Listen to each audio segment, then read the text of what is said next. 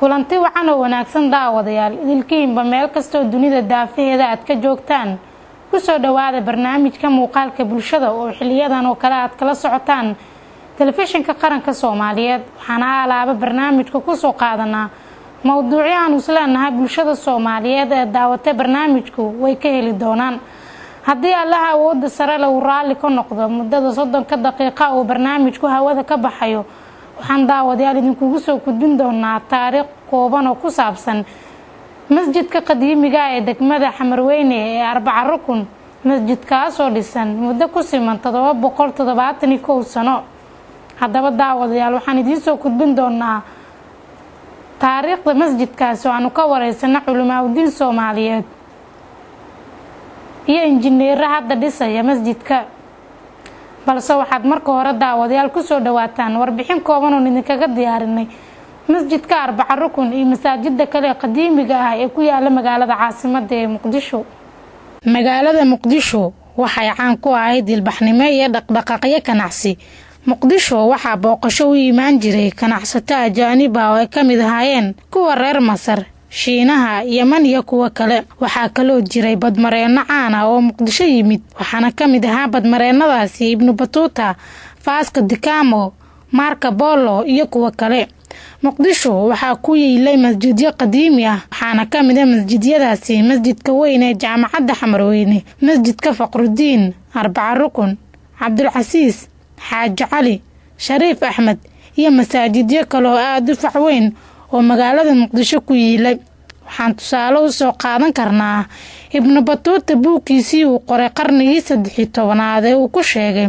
inuu ku soo arkay xeebaha Soomaaliya inay degan yihiin qowmiyad xadaarad meel sare ka soo gaaray, jecel nabadda, ku dhaqma nidaam iyo kala dambeyn, kuna barbaariya dhallaankooda diinta Islaamka. wuxuu kaloo soo arkay dad xirfado kala duwan leh oo ku xeel dheer ganacsiga, wuxuuna ku tilmaamay dad ku fiican soo dhaweynta. waxaa xusid mudan mar dib loo dhisay masjidka Shariif Axmed ee degmada Shangaani in laga helay dhismo aad u fac weyn oo lagu qiyaasay 1200 sanadood, taasoo ka marqaati kacaysa inay tahay magaalada Xamar magaalo aad u fac weyn. masjidka ugu caansan Muqdisho ee 4 rukun waxa uu ku yaalaa degmada Xamarweyne waxa uu dhisan yahay in ka badan 8 qarni. masjidkaasi ugu caansan Muqdisho waxaa la dhisay bartamihii qarnigii 7aad ee Hijriga waxaana laga joogaa muddo ku siman 771 sanadood. sidoo kale masjidka Cabdicasiis ee ku yaala degmada Cabdicasiis ayaa isna ah mid taariikh fog ku leh ummadda Soomaaliyeed, kaasoo muujinaya sida Soomaalida ay u qadiriyaan diinta Islaamka. waxaadna ku arkaysaa meel kasta oo dalka ka mid ah dhismayaal qadiimi ah oo qurux badan kuwaasoo u baahan in dib u dayactir lagu sameeyo walow wadanku uu ragaadiyay dagaalo sokeeye iyo burbur sababay inay meesha ka baxaan dhismayaashii qadiimiga ahaa. haddaba mowduuca toddobaadkan ee barnaamijka sidaan idin sheegnay waxa uu ku saabsan yahay masjidka 4 rukun ee ku yaala degmada Xamarweyne. masjidkaas oo ka mid ah masaajidda qadiimiga ee ku yaala degmadaasi iminkana uu ku socdo dib u dayactir lagu habaynayo dhismaha masjidka. haddaba waxaanu la kulanay oo aanu ka wareysanay taariikhda masjidkan Maxamed Axmed Cawaale oo isagu ah injineerka iminka gacanta ku haya dhismaha masjidka 4 rukun. masjidka 4 rukun waxaa dhismihiisa qayb weyn ka qaadanaya iminka dawladda aan walaalaha nahay ee Turkiga. sidoo kale injineer Muraad waa injineer u dhashay wadanka Turkiga waxa uu qayb weyn ka qaadanaya dhismaha masjidkan. si guudna waxa uu gacanta ugu hayaa masjidka 4 rukun dhismihiisa. masjidka 4 rukun ee degmada Xamarweyne. haddaba injineerka ayaa inoo sheegay in dhismaha masjidkan ay ka qayb qaadanayaan shacabka ku nool wadanka Turkiga, lacaga ay soo dirsadeenna lagu dhisayo, isagoo bulshada Soomaaliyeedna ka codsaday inay ka qayb qaataan dhismaha masaajidda qadiimiga iyo xarumaha kale ee dalka ku yaala. bismillaah alxamdulillaah rabbil caalamiin. waxaan aad ugu faraxsanahay anigoo ah Maxamed Axmed Cawaale inaan ku soo dhawaado telefishinka qaranka Soomaaliya isla markaasna aan wax ka iraahdo taariikhda masjidkan uu leeyahay. masjidkan oo ah masaajidda ugu faca weyn Soomaaliya magac ahaan Soomaalida wuxuu yaqaanaa 4 rukun macnaheedu ahaa inuu lahaa 4 gidaar oo minaarada yar yar ah. ma uusan lahayn miraanadan weyn ee hadda ku dhegan ee markii dambe talyaanigu suubiyey 4 ruqo buu lahaa oo dadku ay wada yaqaaneen marka masaajidkan taariikhiyan waxaa dhisay dadkii la oran jiray Ismaaniyiinta sanadii 660kii taariikhul hijriya oo maanta ay marayso 1436 marka alxamdulillahi rabbil caalamiin masaajidkan dhismihiisa iyo taabagelinta dhismaha hadda ka socda waxaa taabageliyo dhisaya kuna bixinaya dhaqaale dad Turkiya oo maaragtay Soomaalida ka taageeraya inay u dhisaan meelihii qadiimiga ahaa isla markaana taariikhiyanka ahaa sida masjidkan oo kaleeto oo magaciisa dhabta uu yahay Maxamed al-Raabic waxaa jira masjid leeyahay Maxamed al-Awwal Maxamed al-Thani Maxamed al-Thalith iyo Raabic kan marka waa Maxamed al-Raabic shirkadda dhisaysa ama howlgelinaysa waxaa la yiraahdaa Isra waxaana inooga odaya oo hawsha inoo wada mas'uul nooga ah Isra engineer Muraad oo la taliya sare ah xagga dhismaha isla markaasna asagu wada hawsha Muraad Guud marka haddii aad xasuusato dib u xasuusin karto daawadayaasha hadda masjidka waxaa ku socda dhismo waa la dhisayaa laakiin qaabkiisii hore sida uu ahaa albaabada uu lahaa quruxdiisii dadka salaada u imaan jiray ku dukadaan waxaasoo alxamdulillahi rabbil caalamiin masaajidka taariikhdiisa dadkii yaqaanay ee ku noolaa magaalada Muqdisho uma baahna in looga sii sheekeeyo laakiin maadaama dadku aysan inta badan maanta wada garanaynin masaajidka taariikhdiisu waxay tahay wuxuu ku koobnaa horta wuxuu ahaa awalan halka kaliya ee laga barto diinta mashaariicdu halkan ayay ka jeedin jireen dad badan oo mashaariicda Soomaaliyeed maanta ku nool Muqdisho ayaa halkan wax ku barta wax laga bari jiray masjidku waxaa mid yar oo kooban wuxuu lahaa 2 albaab mid dhanka bari ah iyo mid dhanka koonfureed gidaarka masaajidku uu ku xeeran yahayna waxay ahayd halka kaliya oo looga soo laga baro ama mashaariicdu intay fariistaan uga jeediyaan ilaa ma waxaa la fariisan jiray waagi hore meeshan jardiinka hore ka jardiinkan ayaa la fariisan jiray masaajid aad u facweyn yahay halka kaliya Soomaali wax ka baran jiray halkan ay ka raaci jireen waaye sidan ugu maqaalaa waxaa laga joogaa 2 qof ismihiisa habkii uu dhisnaa sidii hore u ahaana qofkii yaqaano baa dhisi karay sidee suurtagal u noqonaysaa adoo injineerka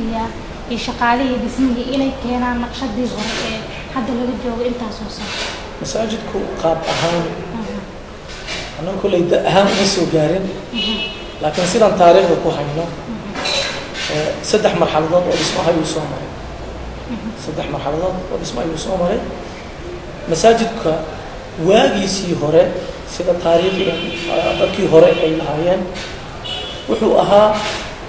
inta masjid aan hadda ku sheegayo kuwa isku wada xiran laakiin mustacmaradii Talyaaniga ayaa qaybisay oo wadada ka suubisay ayadaa qaybisay kadib masaajidku waxay ku soo koobeen intan yartaa wuxuu lahaan jiray jardiinooyin dibadda ka ah ninkii ku soo gaaraa garan kara meelahan horeeto anigu aragtideedii kulay markaan ilmaha ah halkan waxaan ku arki jiray kabaraa ku ooli jireen joornaalka iyo lagu gado jardiinooyin uu lahaa kadib masaajidkii burburkii dawladdii ka talinayay maxay saabir bacdigeed waxaa ku dhacay in burburka magaalada ku dhacay masaajidku ka mid noqday deeto masaajidkii waa la dumiyay taariikhdiisii meesha saasaartii uu lahaa way baaba'day masaajidka kadib waxaa laga dhigay mid dabaqayn ah sidaa daraaddeed waxaa timid in loo raadsho aasaartii masaajidka uu lahaa si loo helo ayaa hadda tahay oo dhismaha annagu aan ku wadnaa oo uu yahay waa ka saddexaad oo noqonaya masaajidka howlqabadkiisa kii horeeto talyaanigu baaba'shay kii dambeeto yaraa iyo mid ka waayahay waan kugu soo laabanayaa waxaan siinayaa markaan injineerka si guud gacanta ugu haya dhismahan masjidka Arbaca Rukun waa masjid taariikh weyn ku leh ummadda Soomaaliyeed injineera marka hore kusoo dhawaad telefishinka qaranka Hoş geldin. Öncelikle Bismillahirrahmanirrahim. Hoş bulduk Somali'ye. Buradan bütün Somali kardeşlerime en derin sevgi ve saygılarımı sunuyorum. Hepsine selam ediyorum. Benim adım Murat Turgut. Ben Türk vatandaşıyım. Mühendisim. Buraya Allah'ın izniyle eski tarihi camileri restore etmek için geldim. Şu ana kadar 2 taneyi yaptık. Şu anda Erbakan Camisi'ni yapmaya çalışıyoruz. Belki çok tarihi şeyine ulaşamadık. Çünkü içindeki birçok tarihi eser kaybolmuş. Bulamadık. Orijinallerine ulaşamadık. Resimlerini bulamadık. Ama benzetmeye çalışıyoruz en azından. Tarihi konsepte bugün olarak içinin çinilerini Türkiye'de yaptırıyoruz. Özel yapım çinilerle kaplayacağız için inşallah. Dışını da yine eski tarihi konseptine uygun yapmaya gayret ediyoruz. İnşallah başaracağız. Benim Somali kardeşlerimden, Somali halkından bir ricam var. Gönül isterdi ki bütün camileri onaralım, tamir edelim, hepsini yenileyelim. Ama tabii buna gücümüz yetmeyebilir. Yettiği kadar yapmaya devam edeceğiz. Ama beni üzen başka bir şey var. Yaptığımız bu eserlere maalesef sahip çıkmıyorlar, korumuyorlar. Şu an Balıkhane'nin önündeki eski Hacı Ali Camisi'ni onardım fakat oradan geçmeye üzülüyorum. Çünkü oraları çöplüğe çevirdi benim kardeşlerim. Bakılacak hali kalmamış. Yaptığımız eserleri yapmaktan daha çok korumak daha önemli. İnşallah bunun da bilincine varır Somali kardeşlerimiz. Ben tekrar buradan hepinize, herkese çok çok selam ediyorum. Sevgi saygılarımı sunuyorum. Bizlere yardımcı oluyorlar sağ olsunlar. Yardımcı olmaya da devam etsinler. Biz de elimizden geleni Somali kardeşlerimiz için yapmaya devam edeceğiz inşallah. Selametle yapılmış. Ancak kimler tarafından yapıldığına çok ulaşamadık. Çünkü Hicri 667 yılında yapılmış. Fakat devlet arşivlerinden biz o dosyalara ulaşamadık. Yani bunun tarihiyle ilgili bir dosyaya ulaşamadık. Tam tarih bize verilen yani resimlerdeki tarih Hicri 667 yani yaklaşık 770 yıllık bir cami, bir mescid.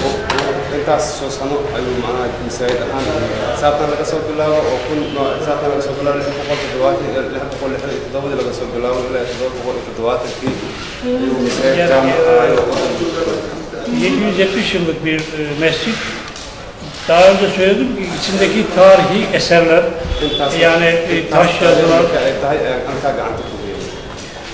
taş yazılar, eski Arap yazılar,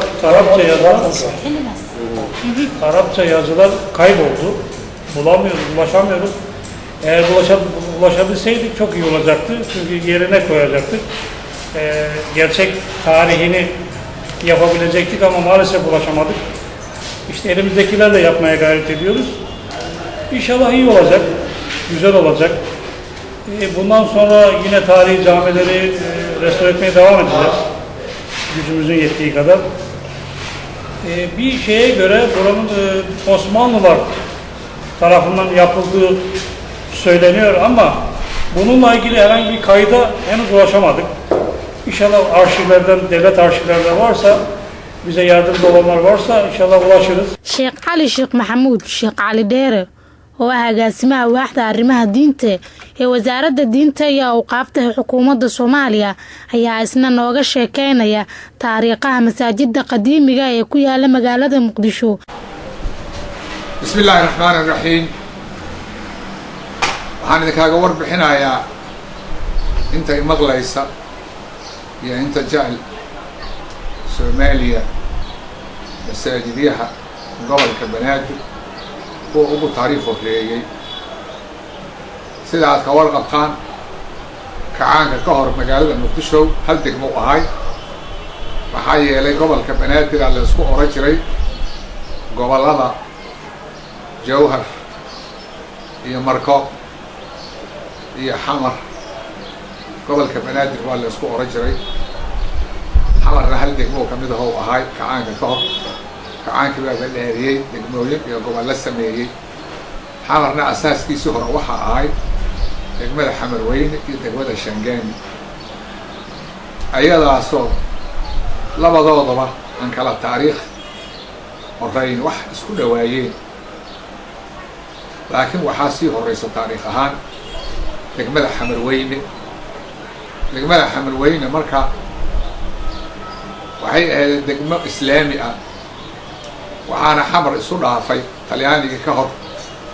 dowladda soomaali ka hor 14 dowladood oo ugu dambeeyey talyaanigii oo xornimada siiyey xamar iyo ingiriiski oo sano 10 sano ka horeysay ilaa 40 ilaa 50 haystay xamar talyaanigii fajiistada ahay oo 1900 kowgii soo galay asagana ilaa 40 intii laga soo gaaro haystay waxaa ka sii horeeyey boqorka la yidhaaha barqash binu saciid oo asalkiisa ka yimid cumaan laakiin naga soo galay dhinaca wuxuu ahay sinjibaar dhinaca sinjibaar buu ka yimiday wuxuu qabsaday magaalooyinka ilaa warshiikh laga soo bilaabo ilaa xamar ilaa marko ilaa kismaayo ilaa mombasa ilaa South Africa ayay ku fidnay sana dowladnimadiisii hase yeeshee 1980 ayaa talyaaniga ka iibsaday xamar 145,000 oo liiro ayuu ka siiyey oona ka baxay dowladihii ugu horeeyey oo xamar ka soo dhisay magaalooyinka ama masaajidyaha ka dhisay waxaa ka mid ahay nimanka la yidhaha zawsaniyiinta nimankaas oo dhisay jaamacadda xamarweyne oo godka ah oo kawaanka malaya dhinaca waqooyiga uga taalla ku dhow boosadii hore oo burburtay jaamacaddaas oo jaamacadda godka xamarweyne la yidhaaho hadda lagu tukado waxaa la dhisay kun sanay dhisan tahay 400 iyadoo hijrada laga joogo ayaa la dhisay waxaa la mid ahay masaajidihii markaa la dhisay masaajidka la yidhaaho cadaga iyo masaajidyo kaleentooda ku dhow dhow oo 7 masaajid ah masaajidyahaas waxaa ku qoran badidooda farta la yidhaaho farisi إلى الآن ويكون فرت فارسي باكو قران فارسي اللغة أصبحها كوها إيران هي أفغانستان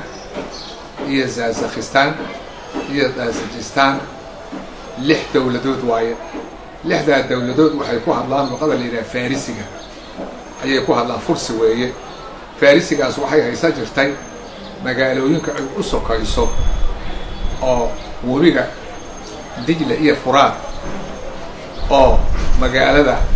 Baghdad soo maraan intii ka shisheeysa ayaga haysan jiray ilaa 6 dowladood ilaa laga gaaro waxa ahay Pakistan marka masaajidka la yiraahdo 4 rukun iyo masaajidka la yiraahdo jaamacadda Xamarweyne masaajidka la yiraahdo Cadaga masaajidka la yiraahdo Maxamed Thani masaajidka la yiraahdo Fakhruddin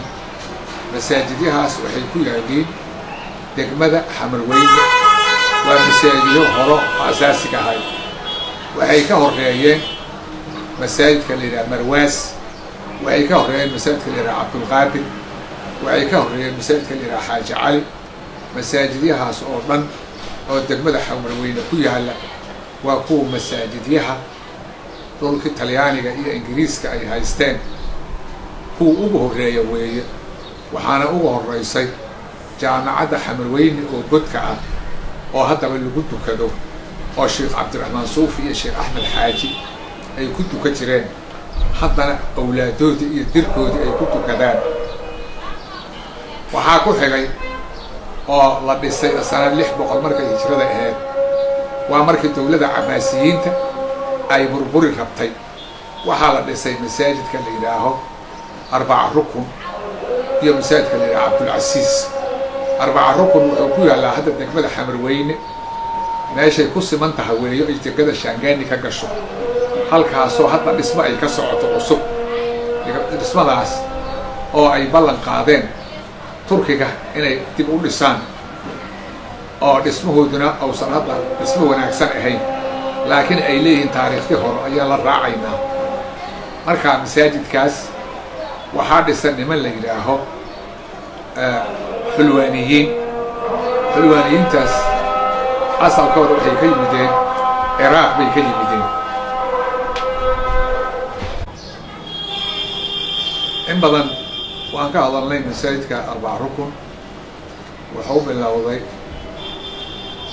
oo u dhammaaday 600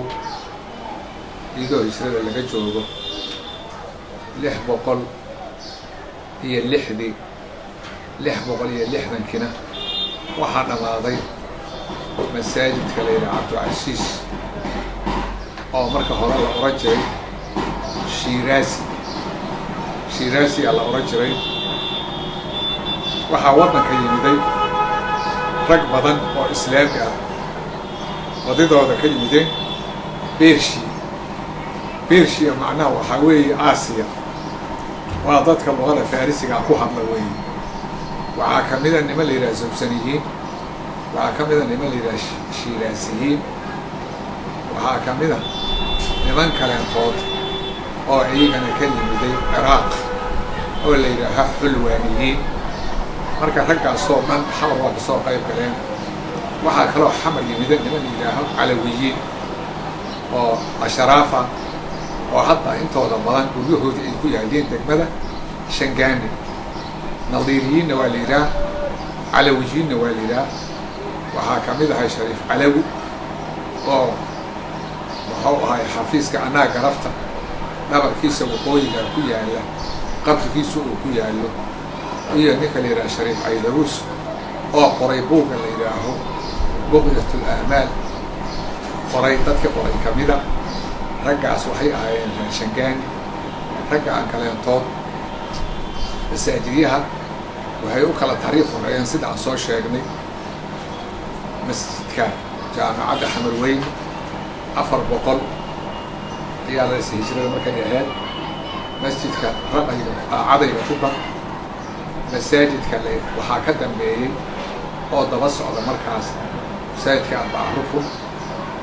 oo asagana 600 sida markay ahayd la dhisay waxaa kale oo daba socday oo 660 la dhisay asagana masaajidka shiiraasi cabdulcasiis loo yaqaano oo degmada dekadii hore duqdaa agteeda ku yaalla waxaa kaloo dib ka dhismay ayagana xilligii burtuqaalka dhismeen burtuqaalka waxau ka horreeyey boqorka la yidhaaho barqash binu saciid barqashow ka horreeyey burtuqaalku waaba la dagaalameen hase yeeshee dadka waxaa la dagaalamay dadka soomaaliyeed oo warshiikh ka soo bixiyey xamarna ka bixiyeen oo xamar dad badan ku gallaayey markana wuxuu ahay ka bixiyeen laakiin waxuu markii dambe ku adkaystay burtuqaalka magaalada la yidhaha baraawe oo 50 sano halkaasuu ku falaadayay in badan markii dambena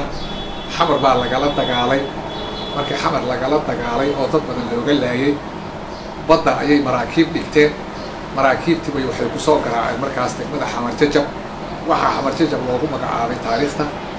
waxaa ku soo dhacay madaafiicdii burtuqaalka ayaa ku soo dhacda oo ku jajabtay waxaan dib ugu noqonaynaa marka masaajidyaha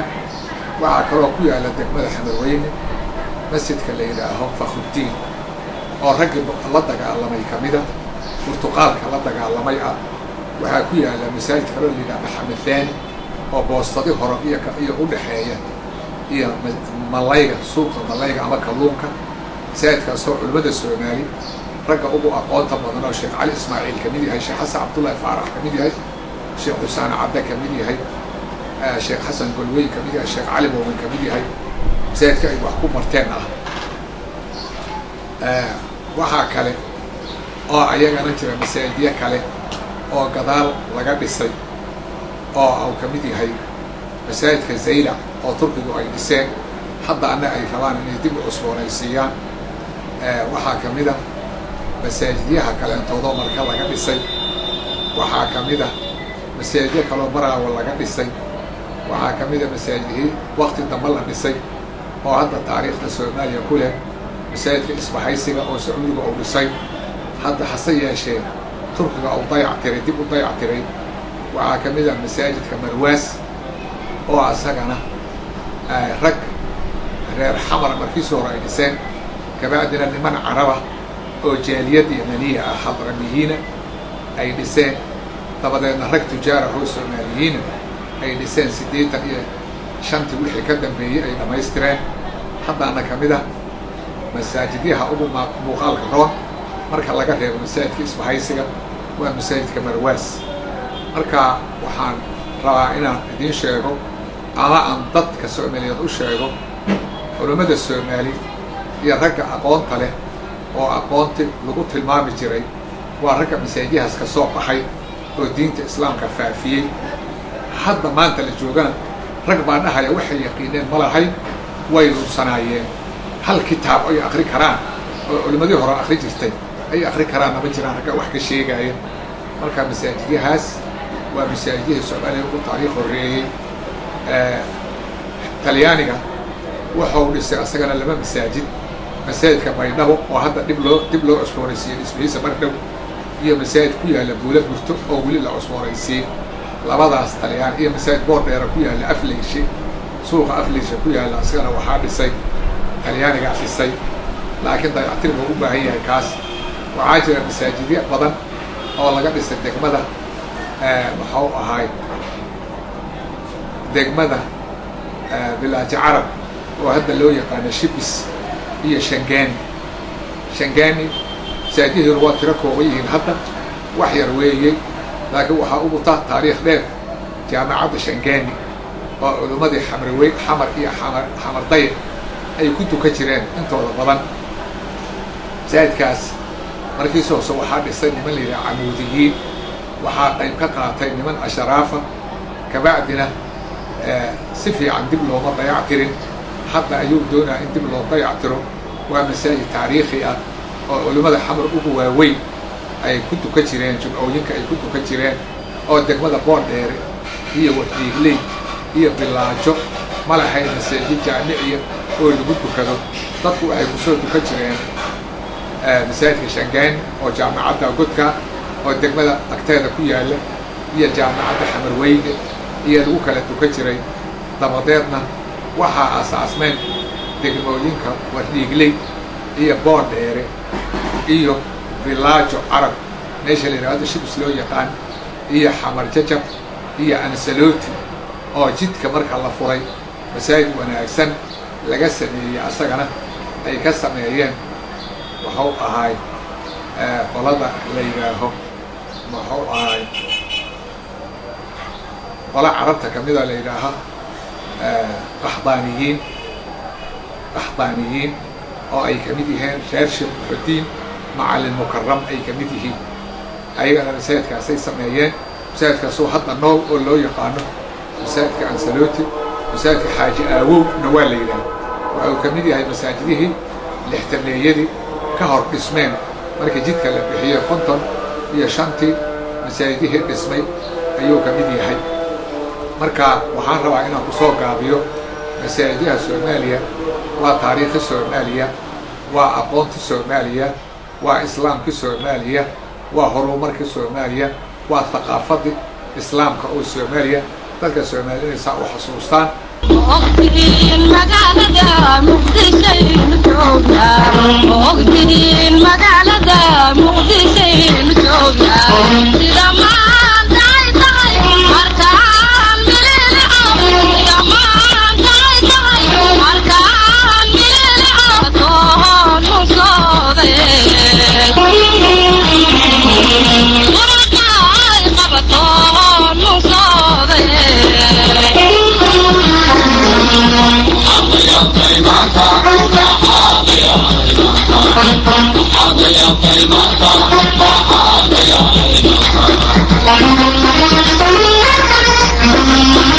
Thank you.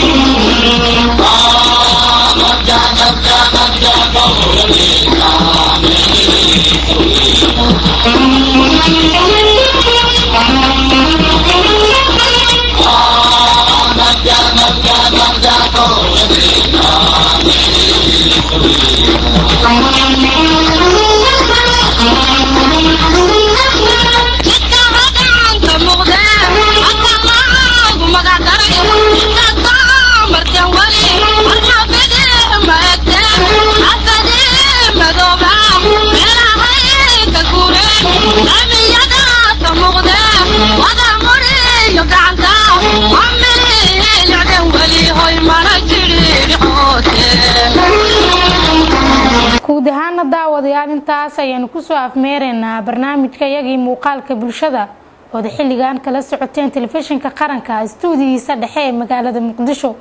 waxana aad ugu mahad celinayaa oo barnaamijka soo saaristiisa qayb weyn ka qaatay Faisal Muuse Maxamed anigoo nimcana waa idin soo saaray dhammaan aniga intii igala qayb qaadatay barnaamijkan waxaan idinku dhaafeynaa toddobaadka dambe ee barnaamij caankan oo kala insha Allah